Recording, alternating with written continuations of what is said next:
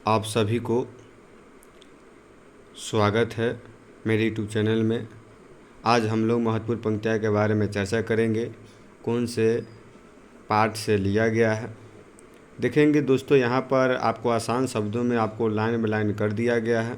एक आपको बता रहा है यहाँ पर, अच्छा मेरी जर्सी पहन लो, वह किसने कहा था, किस पाठ की पंक्तियाँ। देखा जाए दोस्तों तो यह उसने कहा था कहानी की पंक्तियाँ हैं, जिसमें लहना सिंह जो है बुद्धा सिंह को देते हैं जर्सी पहनने के लिए। वही बात है, आप देखेंगे इस कहानी को पढ़े भी होंगे। 5 भागों में बांटा गया, बहुत आनंदमय कहानी है, जिसे अमर कहानी भी कहा जाता है। यह प्रेम के प्रति लिखा गया है, जहाँ पर युद्ध का भी जिक्र किया गया है। इसमें देखेंगे बुद्धा सिंह जो है का पिताजी के नाम वजीरा सिंह है, लहना सिंह के भतीजे के नाम देखें कीरत सिंह है। सब उसने कहा था, आपको थोड़ा भी तकलीफ़ नहीं होगी, समस्या होने वाला बात ही नहीं है।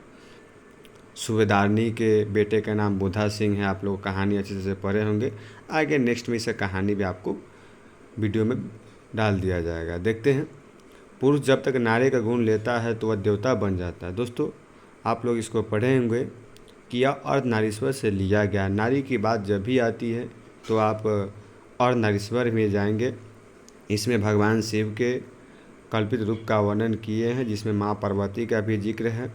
आप देखेंगे बहुत अच्छे से निबंध लिखा गया। कभी कभी पूछ दिया जाता है कि अर्धनारीश्वर क्या है, तो अर्धनारीश्वर आपको निबंध है बहुत अच्छे से लिखे हुए, जिनके रचनाकार है रामधारी सिंह दिनकर, जो बिहार के ही रहने वाले हैं, सिमरिया बेगूसराय के।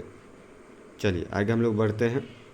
नीचे देखेंगे, प्रत्येक पत्नी अपने पति को बहुत कुछ उसी दृष्टि से देखिए, इसमें भी आपको पति का जिक्र किया गया है, लाता का जिक्र किया है, वृक्ष कैसे देखती है, ये भी आपको अर्धनारीश्वर का है।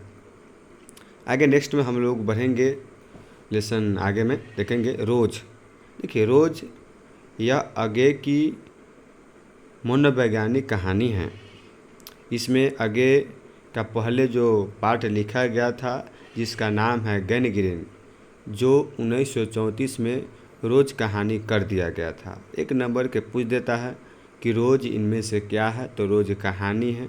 रोज़ कहानी के लेखक कौन है, तो आपको जो है अज्ञे जी है। चलिए, इसका नाम कभी कभी पूरा भी पूछ दिया जाता है। अज्ञे जी का पूरा नाम है सचिदानंद हीरानंद वात्सन अज्ञे, इनका पूरा नाम है। देखेंगे इसमें मालती का जिक्र किया गया है। मालती इस कहानी का मूल नायिका है। मालती के पति के नाम महेश्वर है, तो रोज़ कहानी से ही लिया गया है। और इसमें देखेंगे दोस्तों, पंक्तियाँ भी कंप्लीट हो रहा है और ऑब्जेक्टिव भी कंप्लीट होते जा रहा है। विपत्तियाँ मनुष्य को पूर्ण बनाने वाली होती है। देखेंगे विपत्तियाँ के बारे में, यह एक लेख और पत्र के द्वारा लिखा गया है। बहुत से आसान शब्दों में देखेंगे, कुछ आप देखेंगे यहाँ पर जो आपको बता रहे एक लेख पत्र के बारे में।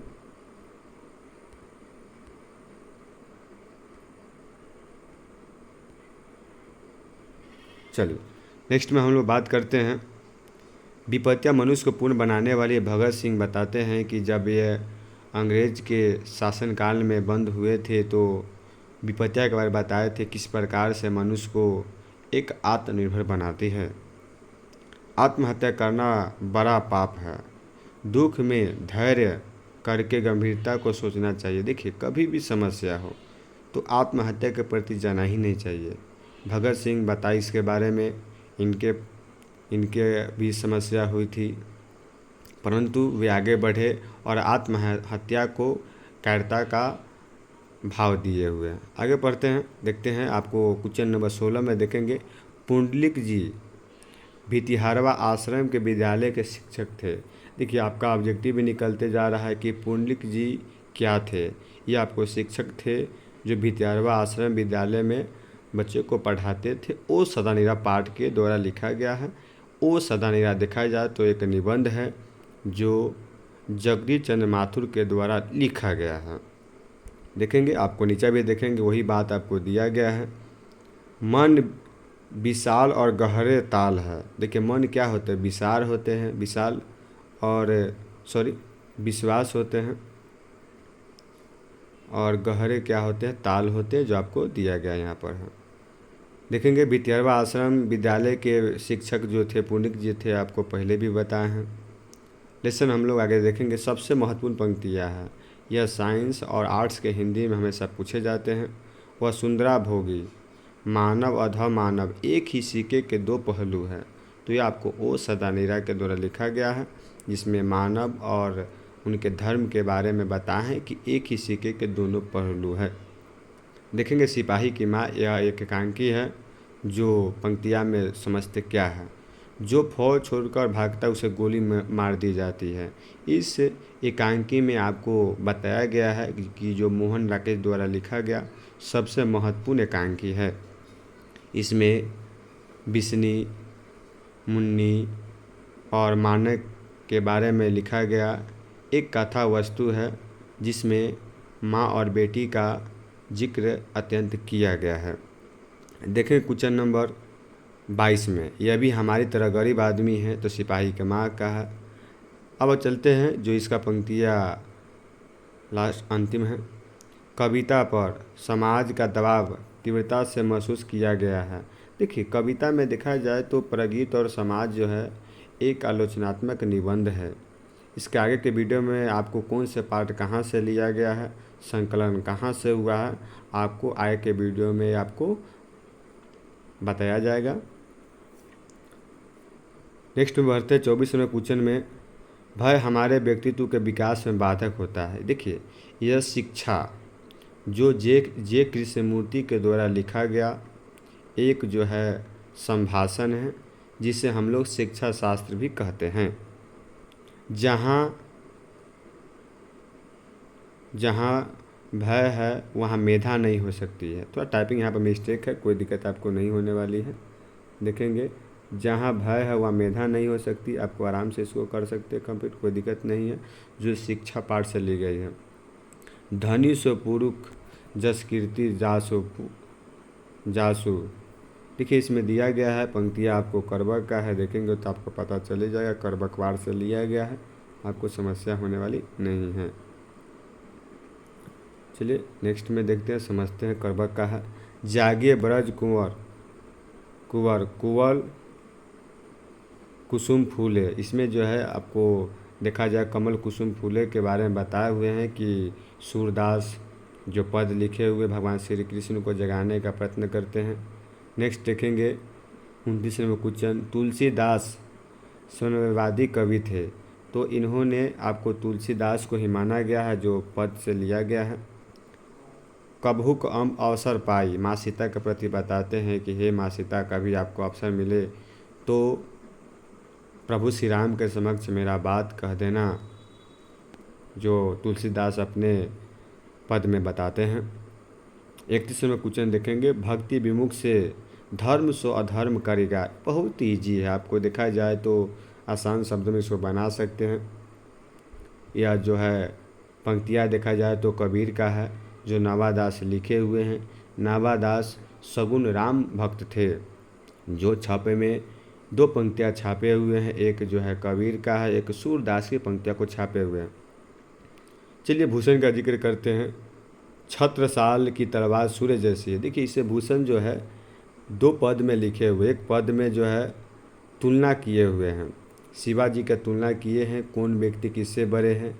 इन्होंने इंद्र को यम से किए हुए हैं, राम को जो है तुलना किए हैं रावण से किए हुए हैं, मतलब कौन किस पर भारी पड़ता है आपको तुलना करके बताए हुए हैं।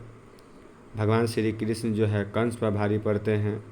इसके अलावा देखेंगे जो प्रकाश है जो अंधेरा पर भारी पड़ता है, ये आपको पंक्तियाँ में अच्छा से लिखा गया है। देखेंगे उसी प्रकार से भूषण भी जो है आपको जिक्र किया गया है। देखिए वृतुंड का अर्थ हाथी होता है, इस पर जैसे जो मृगराज जो सिंह होते हैं वह भारी पड़ जाते हैं। नेक्स्ट देखते हैं 34वें क्वेश्चन में, चिर विषाद मिलन मन की इस व्यथा के तीव्र वन की। यह पंक्तियाँ है तुमुल कुलाहन जयशंकर प्रसाद जी के द्वारा लिखा गया है, जो एक आपको कुलाहन के प्रति बताते हैं। तुमुल कुलाहन कलह में हृदय की बात रे मन, ये भी पता चले रहा है, मन जब भी लगा रहे आप पंक्तियाँ बना सकते हैं। यह तुमुल कुलाहन की पंक्तियाँ है। थपकी दे जिसे सुलाया, ये भी आपको बहुत आसान है। थपकी दे जिसे सुलाया पुत्री वियोग से आपको पता चल ही रहा है। या महान कवित्री सुभद्रा कुमारी चौहान के द्वारा लिखा गया है। जो पुत्र वियोग एक शोक गीत है, आपको पता चलेगा। पुत्र वियोग का अर्थ होता है कि पुत्र का निधन हो जाना, उसके शोक में लिखे हुए हैं। आदि साय भी हंसती है, पुत्र वियोग क्या है बनाइए सकते हैं। मेरा खोया हुआ खिलौना अब तक मेरे पास न, बहुत सिंपल से लिखे हुए हैं, इसमें किसी प्रकार की समस्या नहीं होने वाली है। नेक्स्ट देखेंगे, जादू टूटता है, इस उषा का अब सूर्योदय हो रहा है। देखिए उषा कविता के पंक्तियाँ आपको दिए हैं, सबसे महत्वपूर्ण पंक्तियाँ हैं। उषा के बारे में बताया गया है कि जब सूर्य का प्रकाश पूरे सृष्टि पर आ जाती है तो उषा का जादू नष्ट हो जाती है। नेक्स्ट देखेंगे 40 नंबर क्वेश्चन देखेंगे तो आप लोग को समस्या नहीं देगा। यह जो है जन जन का चेहरा एक, आपको कविता में लिखे हुए हैं गजानन माधव मुक्ति बोध। यह बताना चाहते हैं कि जिस भी देश का प्रांतपुर हो सबका चेहरा एक ही प्रकार का है। जो प्रांतपुर का अर्थ होता है अलग अलग जिले क्षेत्र का जिक्र किया गया है। इसमें देखिए एक लग जाए, ऐसे पूछा जाता है कि चाहे जिस देश का प्रांतपुर हो किस पाठ की पंक्तियाँ है, तो अधिकांशतः जो है आप देखेंगे जो आपको एक लगा दिया जाता है, जब का चेहरा एक आपको हो जाएगा। राष्ट्रगीत में देखिए जब भी आ जाएगा राष्ट्रगीत के बारे में भारत भाग्य विधाता, तो आप जो है अधिनायक पर टिक मारेंगे, जो आपको अच्छे कविता है।